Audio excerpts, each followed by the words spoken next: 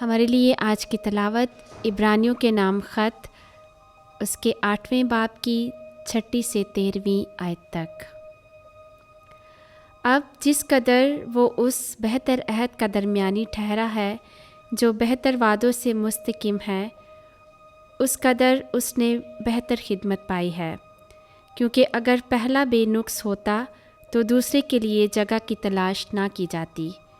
کیونکہ وہ انہیں ملامت کر کے کہتا ہے کہ خداوند فرماتا ہے، دیکھ وہ دن آتے ہیں کہ میں اسرائیل کے گھرانے سے اور یہودا کے گھرانے سے ایک نیا عہد باندھوں گا، اس عہد کی مانند نہیں جو میں نے اس کے باپ دادا سے اس روز باندھا تھا جب میں نے ان کا ہاتھ پکڑا تھا تاکہ انہیں ملک مصر سے نکال لاؤں، اس واسطے کہ وہ میرے عہد پر قائم نہیں رہے تو میں نے ان کی پرواہ نہ کی۔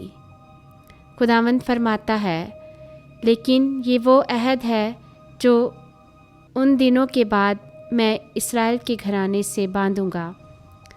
خداوند فرماتا ہے، میں اپنے قوانین ان کے ذہن میں ڈالوں گا اور ان کے دلوں پر انہیں نقش کر دوں گا، اور میں ان کا خدا ہوں گا اور وہ میری امت ہوں گے۔ اور کوئی اپنے ہم وطن کو یہ تعلیم نہ دے گا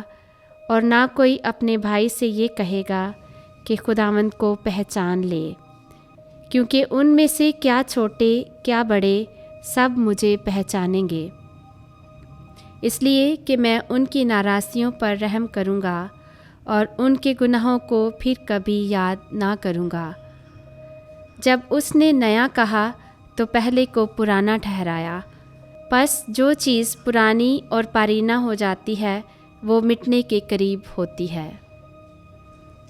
پاک کلام کے پڑھے اور سنے جانے پر خدا کی برکت ہو، خدا کا شکر ہو۔